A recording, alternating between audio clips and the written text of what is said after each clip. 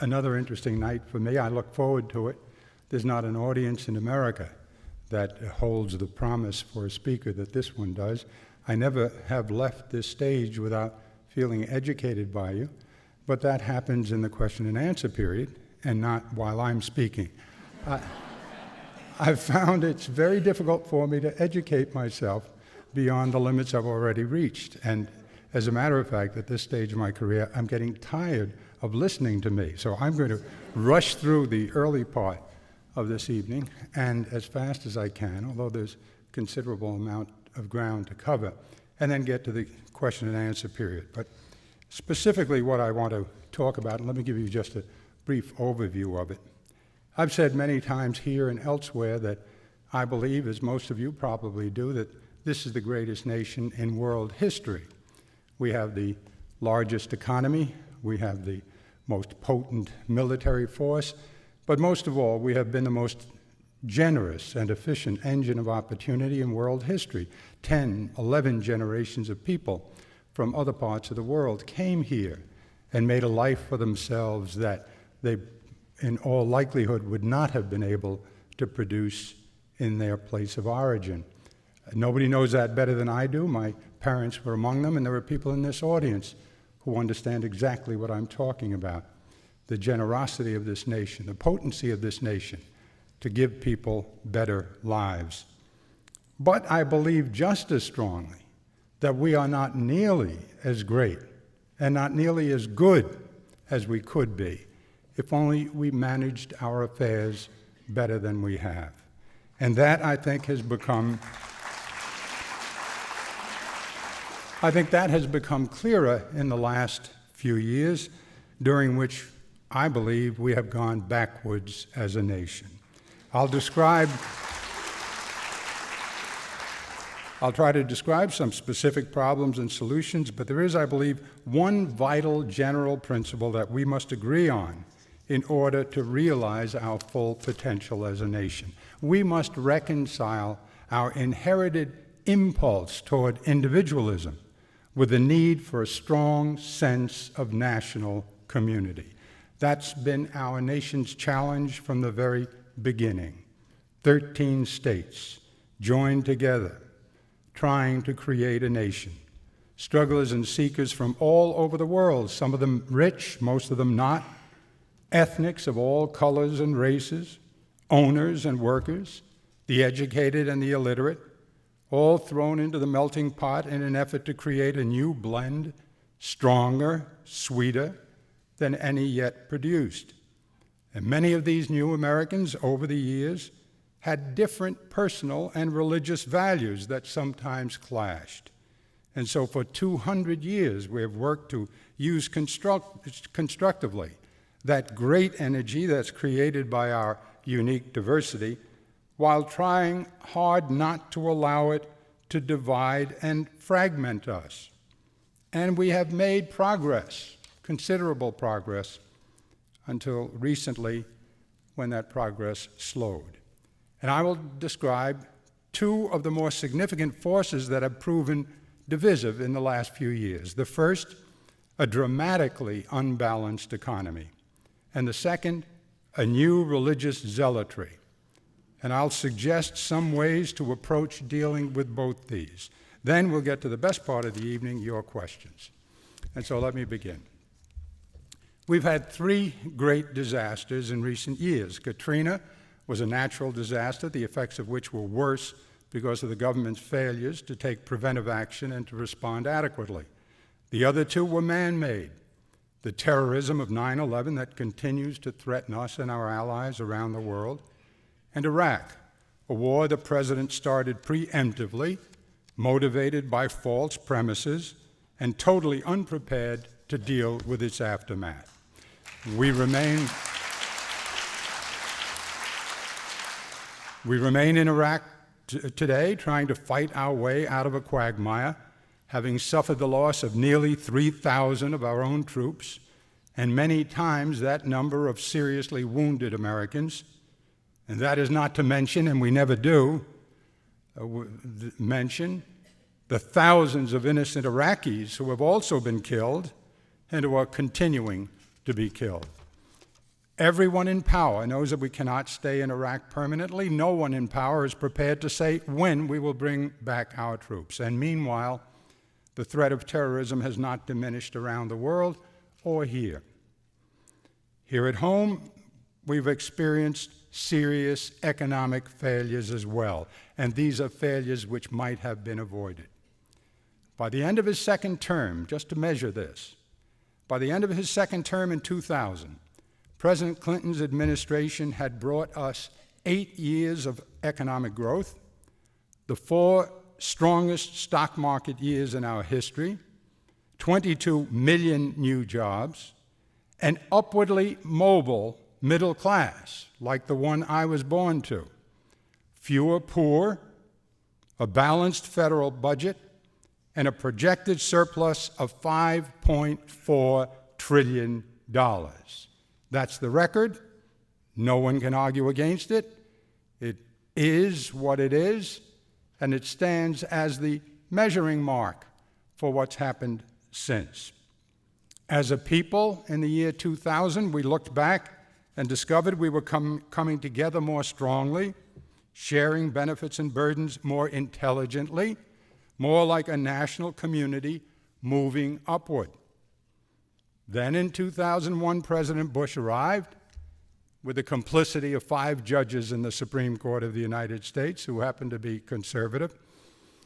Apparently unimpressed by our history, he was intent on turning the ship of state around and pointing it backwards toward the nation's first century, ignoring what President Clinton had done, pointing it back toward the period of primitive individualism and economic elitism, the period before FDR Jr. and the beginning of the active, more intelligent government that has made us the greatest nation in the world by teaching us to share intelligently our assets and our opportunities.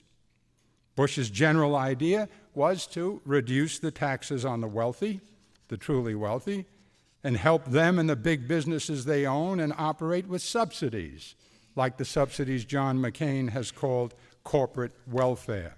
That was typical of classic conservative trickle-down or supply-side policy. That's the way it works. Take care of the rich, they will invest, jobs will be created automatically, everyone will profit, and so by the way General Motors goes, the whole United States will go. You remember that summation of supply side. Well, it's always been the same. It was there for Hoover, it was there for Reagan, it failed both times, and it has failed with President Bush. To make it all worse, President Bush has also proved to be one of the biggest spending presidents in our history, with huge giveaways of political pork, like a 200-mile bridge to nowhere for an Alaskan Republican senator. Not to mention the hundreds of billions of dollars for a war in Iraq that we should never have started. What has this new version of trickle-down produced economically? And these are numbers you can find in the almanac. No number here is controversial. More billionaires and millionaires than ever. No question about that. That's a good thing. My mother would have been delighted if I had been able to become a billionaire, millionaire, or even not needy in my time. So we have more of them. Large corporations have done especially well, particularly the international corporations. But most Americans are not sharing in the success. And I want you to notice when you read Forbes or Fortune or Business Week or the New York Times or the Wall Street Journal and you read the business pages, a phenomenon. The phenomenon is that every day they will tell you how the economy is doing well, how productivity is up, how the consumer attitude is up or down, but overall, the economy is strong. Jack Welch made this statement a few weeks ago at a lecture I attended, and he described how the productivity numbers were up, the production numbers were up, the sales numbers were up, the businesses were doing well, and he looked down at me and he said, "My friend, the governor is here. I've known him a long time, and I'm sure, Governor, you're uneasy with my description of the economy." I said, "I am indeed, Jack." And he said, "I'm sure you have a question for me." I said, "I do, Jack." And I stood up from my chair and I said, "Jack, You've given me all the econometrics, all the descriptions accurately of the economy. But an economy is the production of goods and services, the distribution of goods and services, and the consumption of goods and services. That's all it is. It says nothing about the people doing the producing, doing the consuming. And if you produce a lot of goods, and you distribute a lot of goods, and you sell a lot of goods, and you make a profit in our market system, then you have a perfect economy. But that says nothing about the conditions of the people, Jack, and you haven't mentioned them. You could have growth at 6.7% in China, which they had one year, and most of the Chinese outside the large cities could be starving to death. Isn't that a fact? Isn't it also a fact, Jack, that only we have billionaires and millionaires and even people over $300,000 a year, more than ever. But that's 1.5% of the American people. 98.5% of the American people, the workers particularly, not to mention the elderly, are not doing as well as they were doing. As a matter of fact, they're sliding backwards. Jack, isn't it true that only 1 out of 4 of our workers is high-skilled? In a society and an economy that every day demands high skills more. We have only 1 out of 4 because they're not adequately educated. High skill is taken to be 4 years after high school. American employers are importing thousands of skilled workers from other countries or outsourcing the work to nations like Ireland and India and China, who produce more skilled workers than we do. And for those Americans who are lucky enough to have a job here, Jack, we all know this, their income isn't going up at all.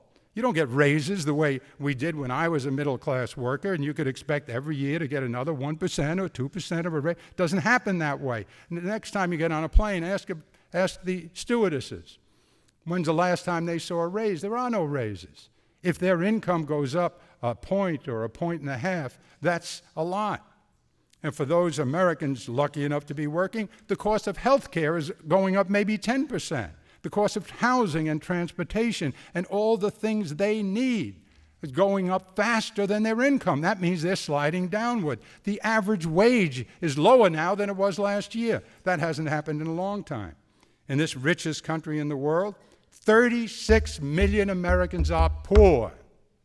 In this richest nation in the world, 36 million Americans are poor. 11 million of them are children at risk.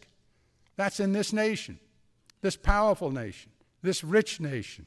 Why, Jack? Why is that so? I know about your econometrics, Jack. Now tell me about the people.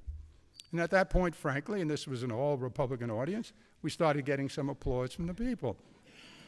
Because it's an obvious, think about it. Isn't there a difference between the economic numbers and what's happening to the American people?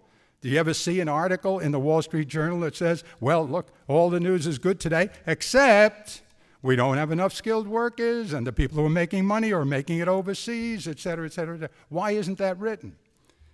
Well, that's why I come to the why. Also, when's the last time you saw on those pages millions of Americans have been added to the list of those forced to live without health care insurance, while Medicaid and Medicare coverage grow less secure and accessible? President's tax giveaways. I believe in tax cuts. If you looked at my resume, you'd see that as governor, I cut the income tax in this state more than any governor before me or after me. The income tax was the biggest tax. But I didn't cut it the way this president cuts, mostly for the people at the top. The president's tax giveaways, much of them to the wealthy of us, here, $1 trillion approximately in tax cuts. $1 trillion. 40% of $1 trillion in tax cuts goes to the top 2% of the taxpayers. What? What? Yeah, I'll say it again. $1 trillion. 40%, that's hundreds of billions of dollars, goes to the top 2% of the taxpayers. Why? Well, when the tax cut was first given, it was, you'll recall, in 2000. And the president, looking at the Clinton numbers with a $5.4 trillion surplus, said we don't need the money. And if we don't need the money, we'll give it back. Okay, if we didn't need the tax money, I would give it back too. What he left out was He had a war. Now he has Katrina. He gave all those taxes away. He needs the money desperately. We now have the largest deficit in American history, and that means world history, because nobody has an economy our size. So those taxes, $5.4 trillion surplus is gone, replaced by what does that mean, replaced by a deficit? Well, see, this is one of the problems. If you walk the streets of this country and talk to people all over the country as I do, most of them don't know the difference between deficit and debt. And if you describe the difference between deficit and debt, deficit is, you're short 1 year, debt is you owe it, you got to pay it like a mortgage. When you describe that, they still don't know what it means. They don't know what it means to interest rates. One thing for sure you can explain to them, it means your children and your children's children will be paying for this.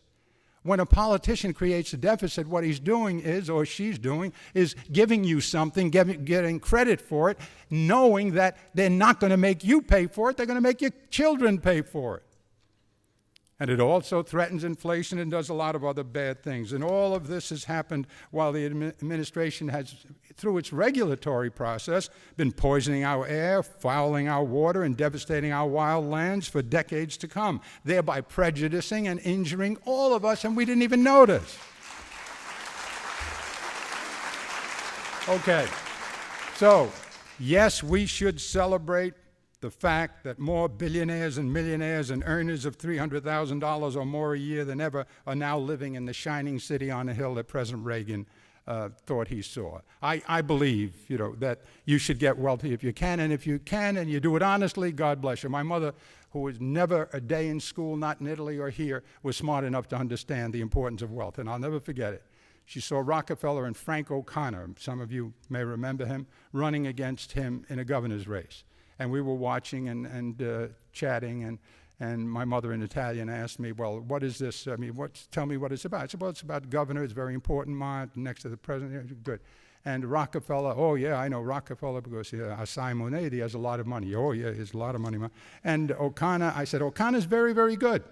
But O'Connor doesn't have the money that Rockefeller has, and so maybe O'Connor's going to lose because he can't buy the television, et cetera, et cetera. She says, in its English translated from the Italian, she says, that's not so bad. I said, why? He says, if he's that rich, then he won't want to steal. So there are advantages to being rich, and so I will celebrate more. If in my state we produce more of them, I certainly will celebrate it, and I'm proud of the people who do it and do it honestly.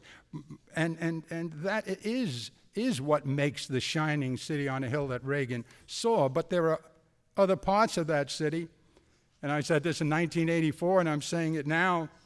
There are parts of that city where people can't pay their mortgages, and that's going to be a bigger and bigger problem, as you'll see in the months ahead. And most young people can't afford one, where students, young and adult, can't get the education they need, where 11 million of those children who I said were at risk are at risk of oppression by poverty, illiteracy, homelessness, and abuse. Some of them growing up familiar with the sound of gunfire before they've ever heard an orchestra play.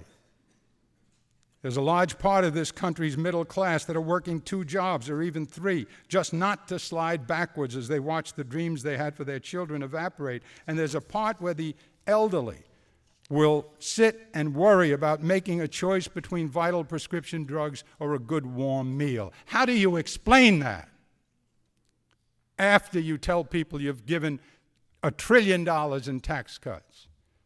40% of it to the richest people in America who don't need the money, when these elderly people and these children and these workers who are not sufficiently skilled do. Part of this city where a mother with 2 kids earning $25,000 a year cannot afford health insurance to pay for a mastectomy. And she'll get it because everybody gets health care in this country, and you know that. She'll go to a hospital and she'll get it. It might not be the best operation, but she'll get a good operation. But then she'll be bankrupted by it. And that's the end of her credit. And that's the end of the kid who got into Princeton, but now she's not going to be able to afford, even after the help, she's not going to be able to afford to pay for that child, because at $25,000 as an itinerant secretary going from place to place, she didn't get an employer to give her health insurance, and health insurance here, $25,000 she makes would have cost her about $10,000, and she couldn't afford it.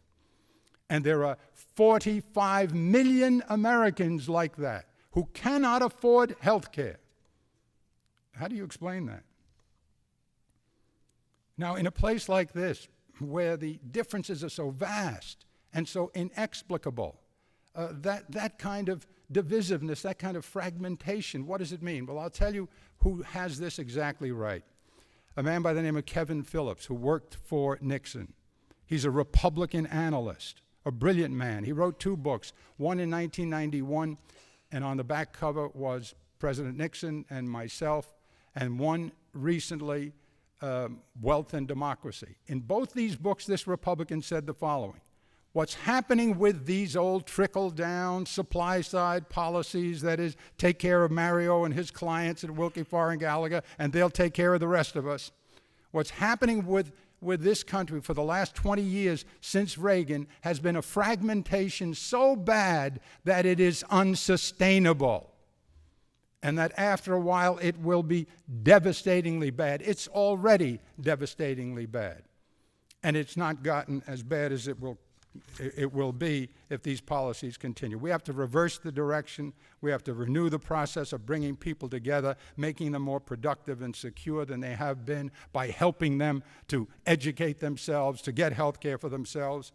Hundreds of millions of us, me included, have benefited from government assistance that helped house us, feed us, care for us in illness, and educate us without being spoiled by an excess of government generosity or a lack of accountability. I'm sick and tired of hearing that argument. Don't give it to them, you'll spoil them. Well, you didn't spoil my parents when you saved them from the Depression. You didn't spoil me when you sent me to public school, or you gave me a free clinic at Mary Immaculate Hospital so I didn't have to pay for a doctor. And there are millions and millions of people like me, and a lot of them are right here in this audience today. And it seems to me we should be able to give the poor and the middle class of this generation the same kind of upward mobility that we had. We ought to be doing something about those skilled workers. Well, what? Educate them. Teach them skills. Well, how do you do that?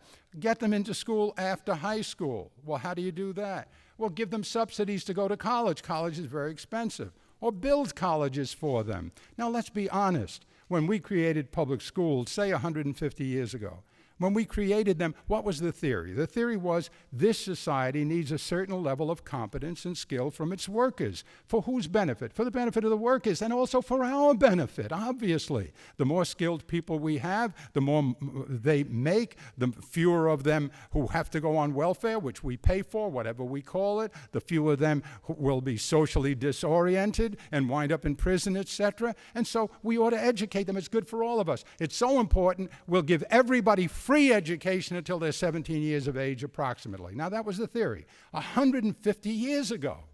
But for all those years, from the time we started public schools, it's been obvious that the demand with technology and advancement in sciences and now the internet and things that boggle the mind with their exquisite complexity, isn't it obvious to you that we need to increase the level of education for everybody? But we never reacted to that. We just left it at 17. And so now only 6% of the kids who go to high school finish. And only 1 out of 4 winds up a skilled worker. We gave 200,000 visas to bring skilled computer engineers here a few years ago at $80,000 apiece. Visas to foreigners when our own people were sliding downward. How does that make any sense? Well, we have to remedy all of that, and you know how to do it. Provide what they need to educate themselves, etc. It's eminently possible. Eminently possible. If we stop spending wastefully on political pork and corporate welfare, and if we believe as an intelligently sharing community that we should share our assets and our benefits for the good of the whole community, and see ourselves as a community, and see ourselves as brothers and sisters in a meaningful way. That's what we're striving for. For 200 years, that's what we've been striving for. Imperfectly in our accomplishment, but that's what we've been striving for. And we were doing very well, as the Clinton record shows you. Now, instead of that, the people in this country see themselves as red states and blue states, standing at opposite sides of a cultural canyon, glaring at one another suspiciously, unwilling to build a bridge from either side. And ironically, this divisiveness has been exacerbated by a religious movement that I call zealous, and I believe that's a fair use of the term, zealous advocacy on the part of much of the religious right, led by President Bush, or at least encouraged by President Bush. That advocacy is occasionally more chilling than inspiring. Now let's reduce that matter to fundamentals. One of the most significant parts of our Constitution is made up of the first 16 words of the First Amendment dealing with the separation of church and state. And here's what that amendment says. Congress shall make no law respecting an establishment of religion or prohibiting the free exercise thereof. Now, its main thrust is to preserve our right to be religious if we choose. It does that in part by making sure that the government doesn't get into the business of religion. Because if the government starts saying religious things, then that means you either belong to the government religion or you're opposed to the government religion, and that is an inhibition with respect to your free exercise. Here's what I said about this in, again, 1984. I gave two speeches in 1984. One was a keynote for the Democratic Party, and the other was at Notre Dame on a very, very sensitive issue of religion and politics. And I said this: I protect my right to be a Catholic by preserving your right to believe as a Jew, a Protestant, a non-believer, or anything else you choose to. We know that the price of seeking to force our beliefs on others is that they might someday attempt to force their beliefs on us.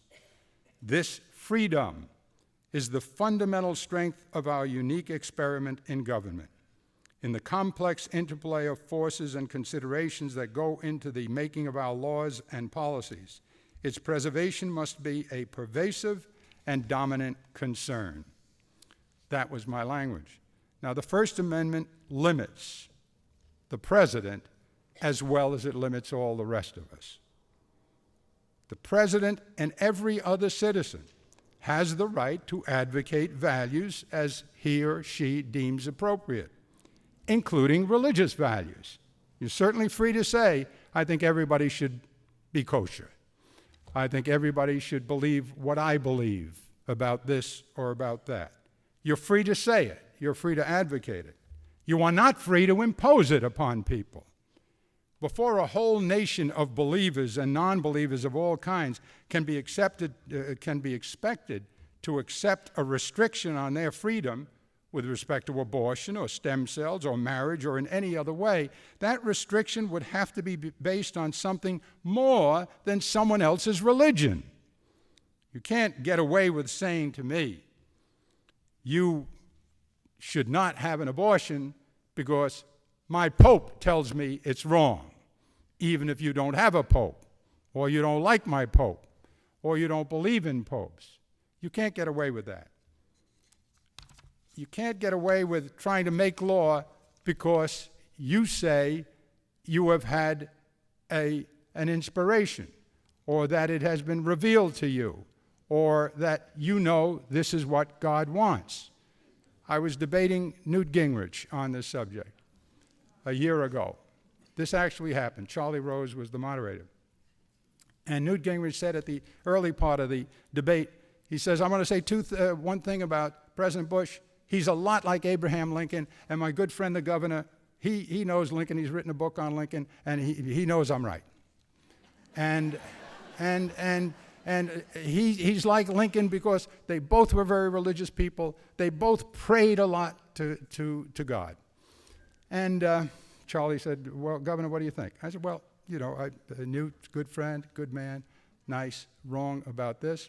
I said Lincoln was not really religious in a sectarian way, and he said so over and over. He wasn't a Jew, he wasn't a Muslim, he wasn't a Christian. He said that over and over. He had he used the language beautifully, especially in the second inaugural, et cetera, but they all did. If you go to Gettysburg, both sides, the Union and the South, there were Bibles everywhere. Everybody had Bibles on both sides, so the Bible was a big thing, and that was not lost on Lincoln. And so I would say he was kind of religious, and I would say that perhaps like President Bush, there was a kind of communication with the Almighty, but not a whole lot on Lincoln's part. I said, and anyway, the communication that there was is different. See, in Lincoln's case, if he communicated, he kind of reached for God. In Bush's case, God is reaching for Bush. I said, now, I think that's a problem. I mean, that's a problem, and he believes that. But who am I to say that the president's lying? I mean, if the president thinks God is talking to him, great. I said, but if God is, then I think he misunderstands her.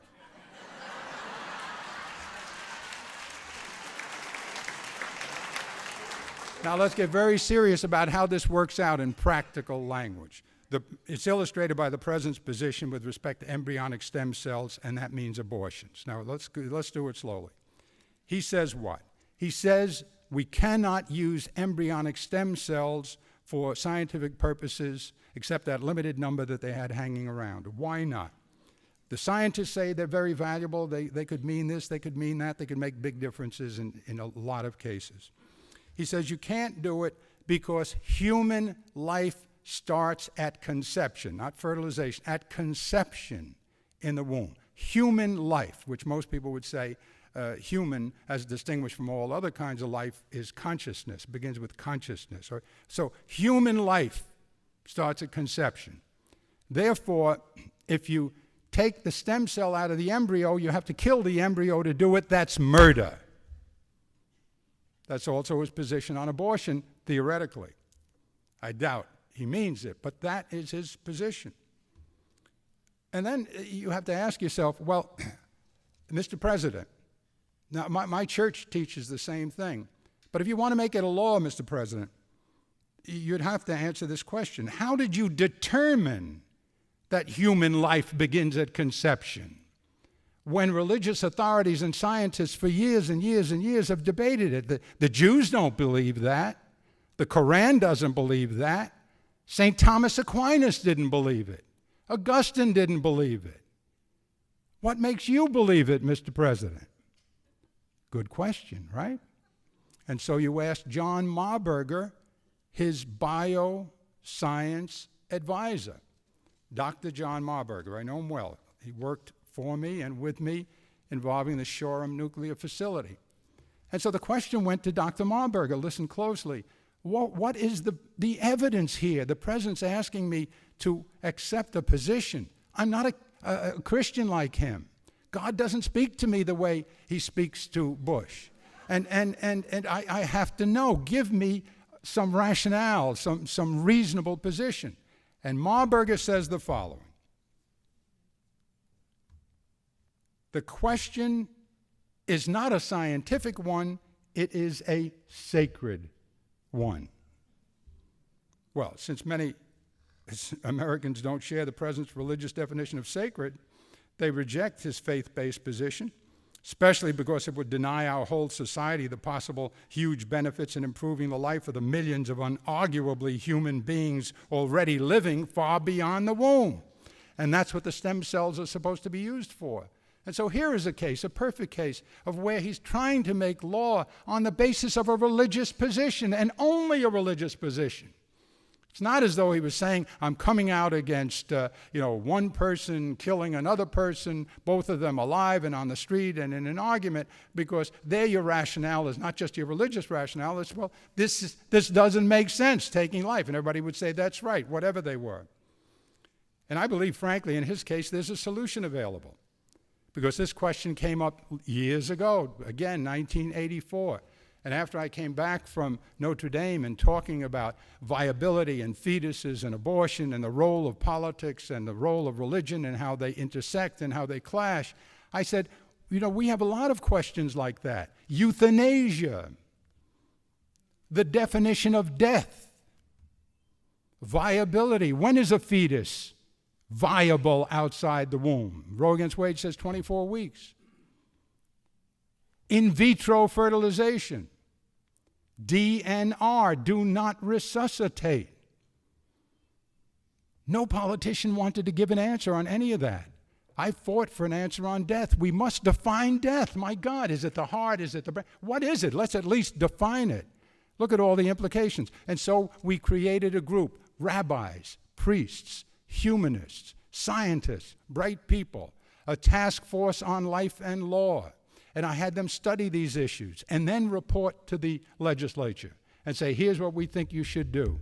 And the most recent of those reports is in the Vaco case, the Supreme Court of the United States on euthanasia. And all of those reports were very useful. Give this, Mr. President, to a group like that. You establish it, scientists, humanists, etc. Ask them to tell us. They've studied the fetus in the womb. They know what preemies are. They can tell you when consciousness seems to attach.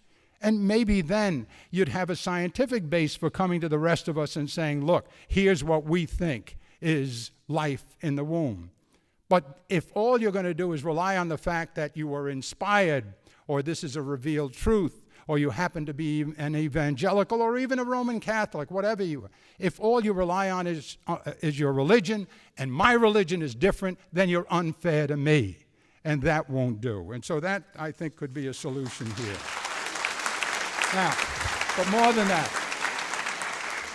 that, I believe we're misusing our religious heritages when we concentrate on just the restrictive values while ignoring or diminishing our strongest positive religious values. And so look at the religious questions that are getting us into trouble. Gay rights, you can marry, you can't marry, you can't marry somebody who looks exactly like you, sounds exactly like you. You get, all right, you can't do this, you can't use contraceptives, you can't abort, you can't use stem cells, et cetera, et cetera. Okay, there's a place in every religion for that. 10 Commandments, whatever. There's a place for discipline. But the larger part of every religion I know, starting with the Hebrews, every religion I know, the larger part, if it's the life of Christ, which is so important to us Christians, and you look at it, overwhelmingly, the lessons that he taught, the values he espoused and sought to share were positive values. And if we were just 1,000 people, if the whole world were 1,000 people on a desert island, now just imagine, just 1,000 people open your eyes and there we are, 1,000 of us, like right here, everybody in this room, on an island absolutely saturated with life, in the air, in the water, in the sky, all the life we're now familiar with, the animals, the fish, all here on this one island. And you had no history and no books, and nobody came down with a tablet and nobody to instruct you. And you had to suddenly decide who and what you were. Well, what would you conclude? Well, as human beings with consciousness and ability to communicate, you would see that we all share that in this room, and a lot of the animals don't, and the other people don't. So we had a commonality. It would also be clear that we wanted to continue to stay alive, we'd find a word for it, and even to create more life like ours. We had that all in common. And so that would be your first conclusion. We have a commonality. There are animals out there that want to eat us for lunch. And there are animals out there we want to eat for lunch. And so we have a commonality. We ought to hang together. Terrific. That's one. The Hebrews called it tzedakah. And then what? Then you'd have a meeting on the beach, and somebody who was big and had a lot of hair on him would stand up with a big club and say, okay, we decided we have a commonality here. We all got to get together because we're the same. We have this thing called consciousness. We can talk. We grunt, but we communicate. Now, anybody know how we got here? No? Okay. Anybody know what our mission is? No, what a mission. And then a woman would put up her hand. She says, well, I've got a thought. We all know we want to stay alive. We found a word for it. And we want to continue life. Yes, good. Well, then let's make it better. Let's put a roof over our head. Let's learn to do vegetables. Let's assign somebody to take care of the children. Tikkun olam. 2 principles. Natural law. You don't need Moses for it. Natural law. You don't need any religion for it. Love one another. Be good to one another because you have a commonality in this society, in this world. And spend your time trying to improve the world. The Hebrews, that's the whole law. Who says so? Hillel. Christianity, started by a Jew, says exactly the same thing. What's the whole law? Love one another as you love yourself with the love of me, for I am truth. And the truth is God made the world, but did not complete it, and we ought to be collaborators in creation. But that's tzedakah and tikkun olam. Yes, it's also the Quran. It's also ethical humanism. It's also common sense. It's also natural law. It's the whole law. Everybody says it. And why aren't we talking about that as a religious value? Why aren't we talking about communicating that as a religion, which means fighting poverty and helping the elderly people and helping people to become more productive and avoiding wars and being careful before you start dropping bombs on human beings. Make sure you've consulted with everybody around you first. Make sure you have all the allies on your side. Avoid war if at all possible. Wouldn't that be compelled by your fundamental religious values? I think so, and I think that's what we should be talking about in this society. And everybody knows it. Look, everybody knows it. You can hear people everywhere, religious and not religious, saying all these things in their own simple language. Adam Smith knew it. Everybody reads The Wealth of Nations, where greed is good, etc. Adam Smith never said that, although he said the market is essential to a good society. Yes, but he wrote a book called The Moral Sentiments before that, in which he said essentially what Christ and Hillel said, the same thing. The market alone will not make for a good society. You need a value, a positive value. What is the positive value? We are all in this thing together, and we ought to help one another in this society to become as capable as we can become, as productive as we can become, and share that in a way that creates continuing productivity and takes care of the disabled people who unfortunately are not able to produce. It's the simplest. Lincoln understood it all, and he wrote it in clear, workable principles. He knew there's a place for ideology in policy making, but it isn't first place. First place is common sense. First place is the natural law, if you will. And he didn't make, exquisite distinctions between big government and little government, all this garbage language you hear from politicians. He said this, and it was so sweet and simple. He had a genius for cogency. He said, government is the coming together of people to do for one another collectively through government what they could not do as well or at all privately. That's it. Terrific. That solves all the problems. Education. If you can give every poor kid in South Jamaica, Queens like me, an education in the market system, if Andrea and Immaculata Cuomo, the ditch digger, and the 2 illiterates could have found a way to educate me and Maria and Frank in our family without public schools, then you wouldn't have needed public schools. Terrific. But you didn't find a way, and so you needed them. And if this market system and Jack Welch and all of his business companions would find a way to give health care to that woman who makes $25,000 without a government program, then terrific. And if you could have built highways without Eisenhower coming up with a highway plan and had them like Europe where everything was a toll road, if that would have worked for you, terrific. But it doesn't work for you. And the more complicated this country got, the more we needed government, whether you like it or not. And the first 100 years, we were like savages, dog eat dog. We had no government at all because the Constitution never said you should be a community. It said you should be free. The Declaration of Independence implied you should love one another, but the Constitution never demanded it until you got to the Depression, and Roosevelt said, the heck with the Constitution, unless we produce programs to put people to work, to take care of the elderly, we're going down the drain because everybody's out of work and this democratic experiment is falling apart. That's the law as simple as possible, and that should be the basis of all of our politics. Feed one another.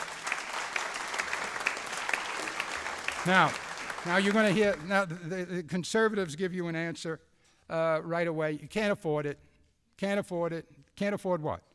Can't afford the schools. We can't give more money to public. No, can't afford it. What about the health care? We can't come up with more things for Child Health Plus. At least they should have primary care, right?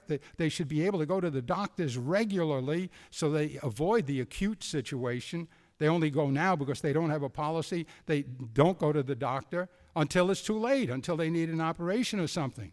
If at least you had everybody in a plan where they could get in and get their physicals with regularity. No, you can't afford it. You can't afford it. You can't afford it. What nonsense, you can't afford it. What an absurdity, you can't afford it. You said you couldn't afford deficits, and you now have the largest deficit in history. You gave $1 trillion in tax cuts, 40% of them to the top 1 or 2% of the American people. You give hundreds of billions of dollars away in pork to bridges and politicians' favorite thing. John McCain rails against it every year. You sent money goes overseas with all these international corporations. They don't get taxed because the money's overseas. Now you're bringing it back and you're letting them pay a tax that's less than half of what the rest of us tax. How dare you tell me that you can't afford it? Of course you can afford it. And you know who said you should afford it? President Reagan, the first President Bush, and Bill Clinton. Really? Now listen to this very closely and look it up for yourself. Reagan gave us a big tax cut, right? Because big government was terrible. Big tax cut. Terrific. He promised to do it, and he did it. The biggest ever, the tax cut. And he said, I'm going to give you a very big tax cut, the biggest you ever got. Then I'm going to put so much money into the defense budget, I'm going to pile the missiles so high that the Ruskies are going to surrender. They're going to be frightened by the size of the pile. Good. And then what, Mr. President? Then that's nothing. What else do you want? I'm going to stop your taxes. The Ruskies are going to surrender. We're going to have a big army, a big navy, and everything's perfect. And so an accountant raised his hand, said, what about balancing the budget? I mean, if you give all those tax cuts, that's less money coming in, right? Yeah. And if you give a lot more money to the military, that's more money going out, right? Yeah. Well, how are you going to balance the budget? I'll balance it in 3 years. How? The magic of supply side. What does that mean? That means when you give Mario and his friends money, they're so happy to have the money, they invest it right away, they make a lot more money, they invest more and more, and the wheels of the economy move so fast, we get all the money that we gave up back plus more. And we balanced the budget in 3 years. He was off by $2 trillion. The biggest deficit and biggest debt in history until then. Right? That's all history. And then what did he do? Raised taxes 6 times. On whom? Mostly on corporations and the rich. Really? Yes. For how much? About $100 billion. Wow. Then what? Then Bush. There was still a deficit. He raised taxes on the rich. Don't you remember? Read my lips, I'll never do it. He did it, end of the presidency. And he raised taxes on the rich, $100 billion. Wow. And then Clinton, Bob Rubin plan, raised taxes, $100 billion on the rich. And what happened? Well, if you listen to what they're telling you now, what should have happened is the economy should have collapsed, everything should have gone bad, right? Because you raised taxes. And when you raise taxes, forget about it. Here's what happened. I gave you the record already, the Clinton record. The 8 years of growth, the 4 best market years, $5.4 trillion surplus, more billionaires and millionaires than ever. Everything was perfect. People were together. The middle class was going up. The poor was shrinking. What else can you ask for? How dare you tell me that if we go near those tax cuts for the wealthy, which were improvidently and wrongly given, it's going to upset the economy. That's a joke. It's a farce. It's a lie. And you shouldn't let them get away with it. So there's plenty of money to do all of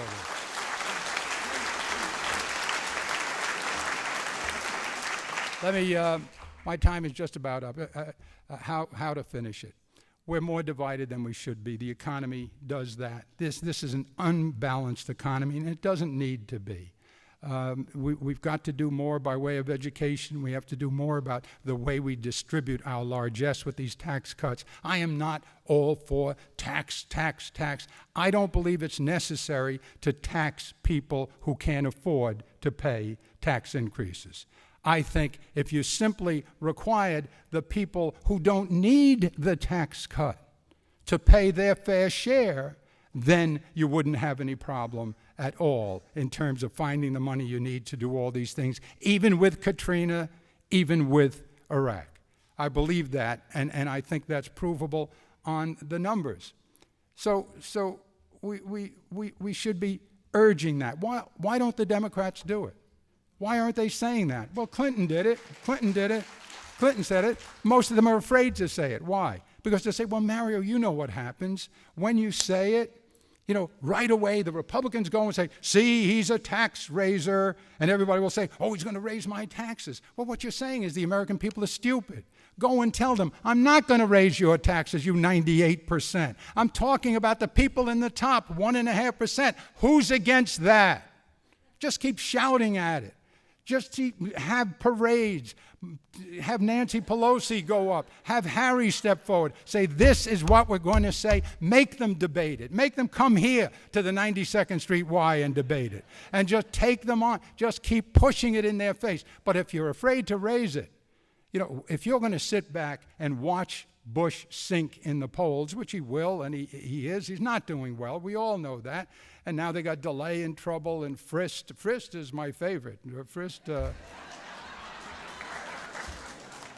but at least he's a doctor, he'll have work. I mean, he's a... just in a nutshell, if you think there's a certain exasperation in my voice, there is. And if you think there's a certain irritation, there is, because, this stuff is not rocket science. This is not obscure. This is not something where you have to be very intelligent to understand it. This is plain stuff. It's just that the American people haven't had it explained to them. We don't get the whole story, and also because it does take you 50 minutes to say it. You do need a whole lot of time to get it out. And politics doesn't work that way. It's 15 seconds or 30 seconds or silly debates that are only, a minute to state your position. And so the communication is very difficult, but the only way to deal with that is to just keep trying, and that's why I keep coming back to the 92nd Street Y, and I wish there were 92nd Street Ys everywhere in America. There aren't, but where there are such places, then we go.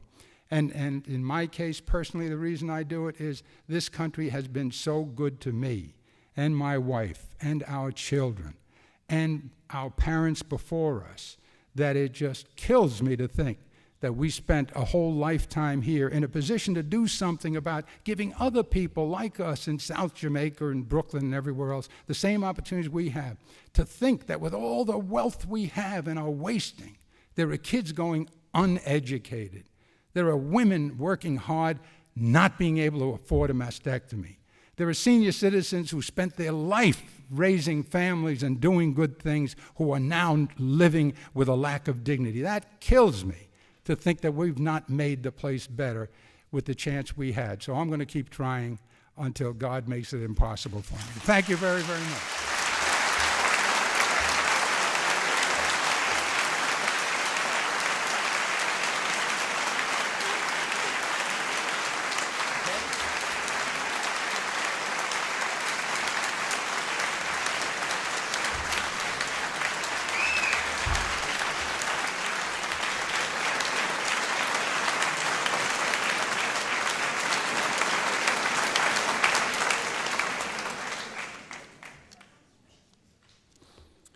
Okay, questions.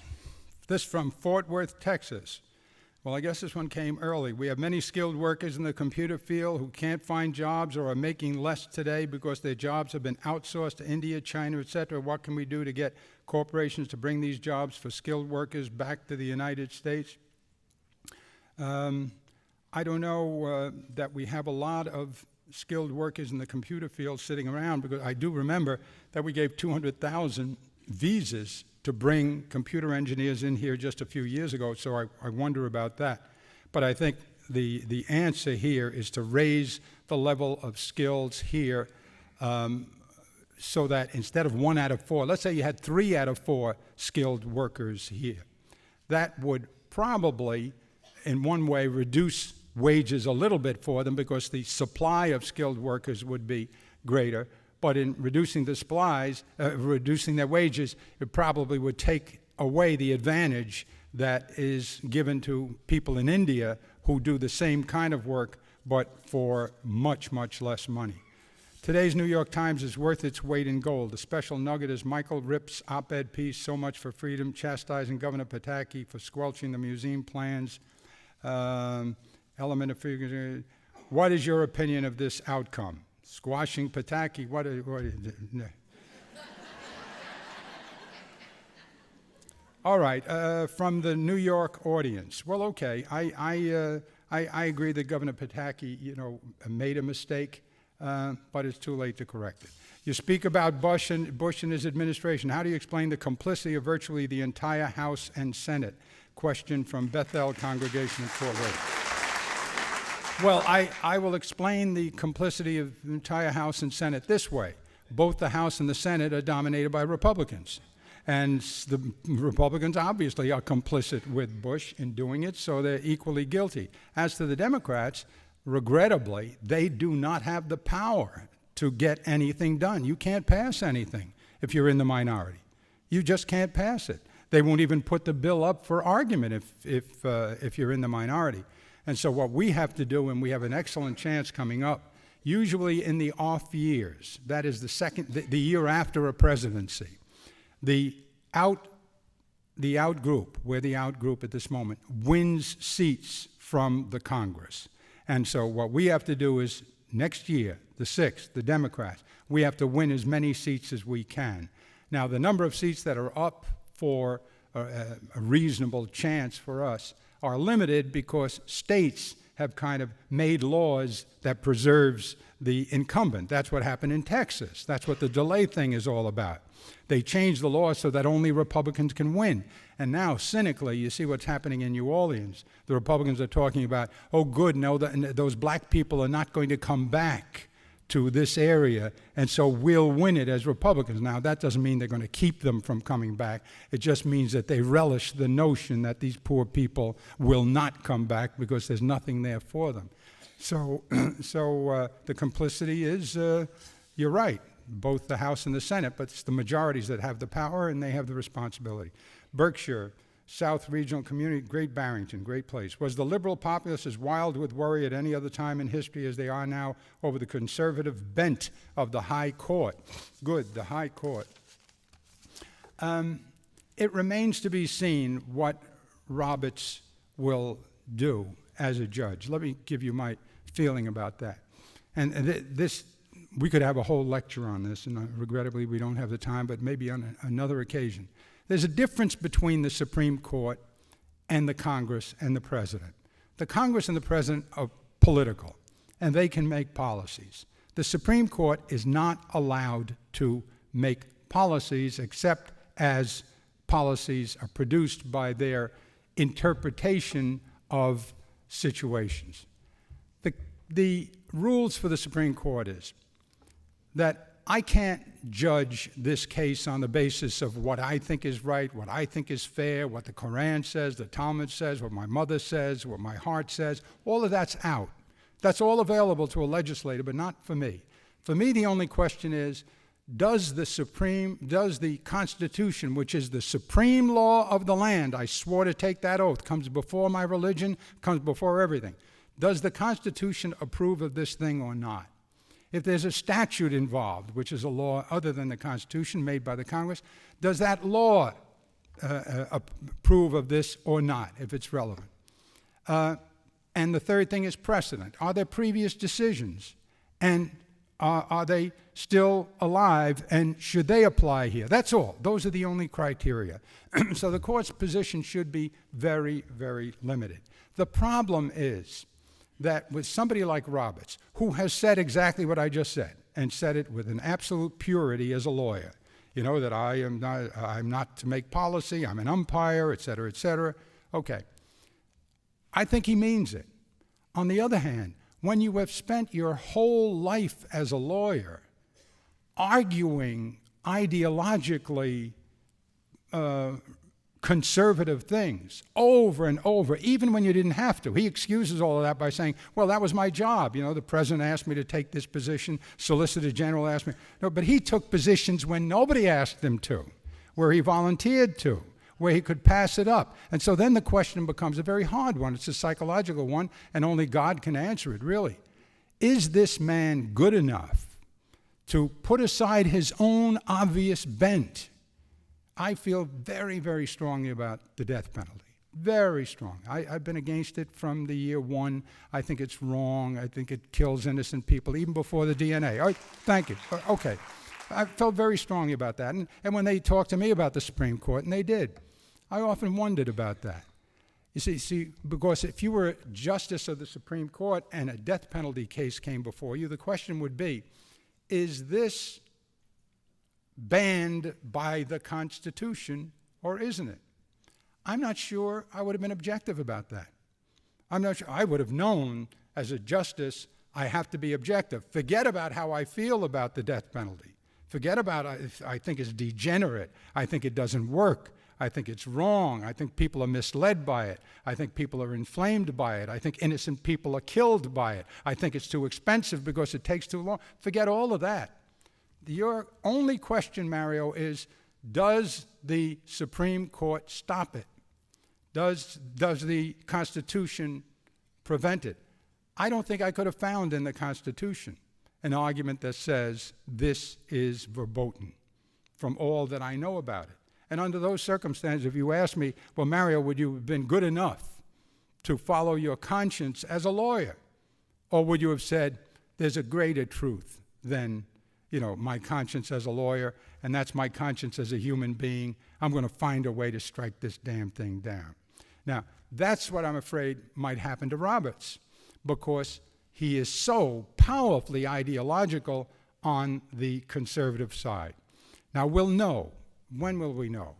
A few years from now, after he's decided some cases. But I'll give you this consolation, that you can make all the guesses you want about how a justice is going to react.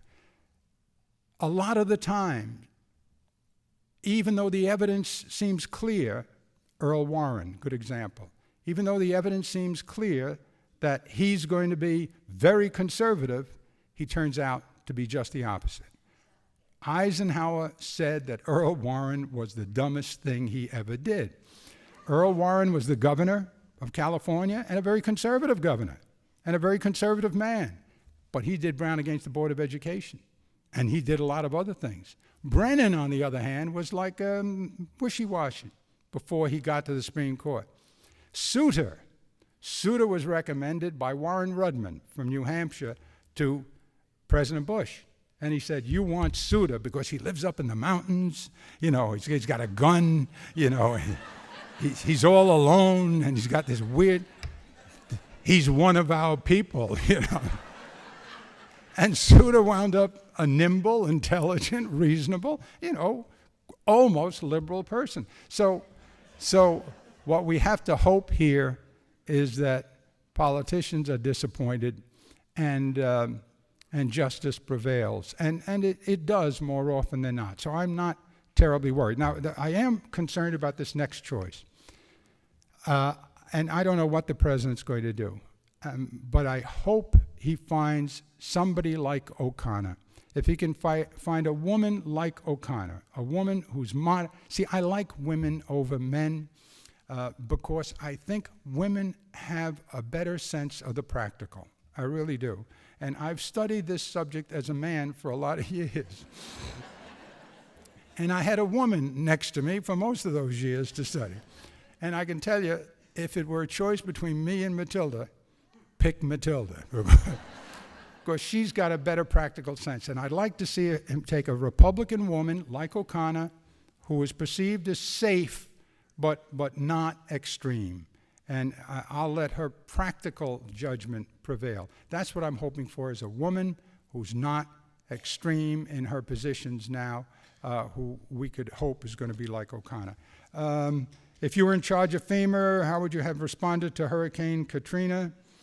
Well, if I were in charge of FEMA, they would have been prepared. What is it with the Democrats? Why are they not speaking out about the national debt, health care, and what Bush administration not paying? Why are they afraid to speak out?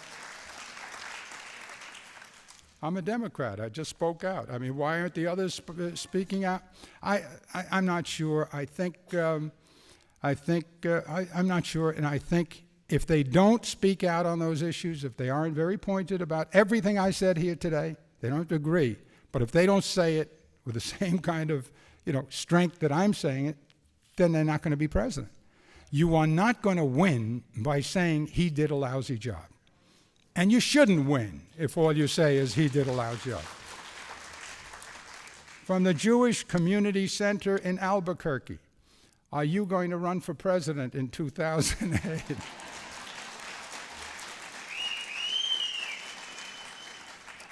You guys in Albuquerque have a sense of humor, but thank you. Can we draft? No, that's another one. What is your opinion, feelings regarding Chief Justice Roberts? I told you. Who would you like to see as the next presidential candidates? Somebody who believes what I believe. If you were president of the United States, how would you solve our dilemma in Iraq? Would you continue fighting or pull out and let the present Iraqi government defend its own country and hope for the best? From the New York audience. Now, that's a really tough one. I wish we had more time, but I'm not sure you could do much with more time because there's a real limitation on what you can do here. The war was a mistake. It was a terrible mistake. Either it was an innocent mistake or it was a cynical mistake, which would be much worse, but it was a mistake, and we all know that. We didn't need this war. And we didn't need this war for a reason related to what I was saying here about the economy and everything else. And that is that the best approach is an intelligent kind of sharing, a humility which tells even the strongest and most intelligent leaders that they should consult, they should be surrounded by allies. Now, President Bush has belatedly learned that. You notice with North Korea and Iran, he's not talking about preemptive war. He's no longer a cowboy. Now he's a philosopher. Now, why? Because he learned from Iraq, thank God, that if he had behaved with Iraq the way he's behaving now with North Korea and Iran, calling in the allies, calling in the Russians, saying, see what you can do, and being very patient and taking a lot of guff from them instead of dropping a bomb. Well, why doesn't he drop a bomb? Because he knows we could get wiped out. The Koreans already beat us up once. And if they're really sitting there with nuclear weapons, he'd be mad to go and start a war. So what does that mean? That means you have a preemptive policy that says whenever I find somebody weak enough where I can kill thousands and thousands of their civilians before they can shoot back, then I'll be a preemptive warfighter. So he made a mistake, a big mistake. He should have waited. Remember the Chileans, I think it was, at the last moment said, give us 5 more days. Oh, no. They wanted the war. They wanted the war. They did everything they could to make this war, and that was a very bad mistake. Okay, having made that mistake, they're now there. They did get rid of Saddam Hussein. Okay. I think they might have gotten rid of him with diplomacy. And I remember distinctly, Colin Powell, Cheney, and Bush all said, in answer to the question, would you make a deal if there was a good deal, the way you have with other dictators, who you paid off, you let them go to Nigeria or wherever they went to hide, you forgave them their debts, and you just chased them out of the country. Would you make a deal? And they said, yes, we would. And if that were true, they should have tried harder to make the deal.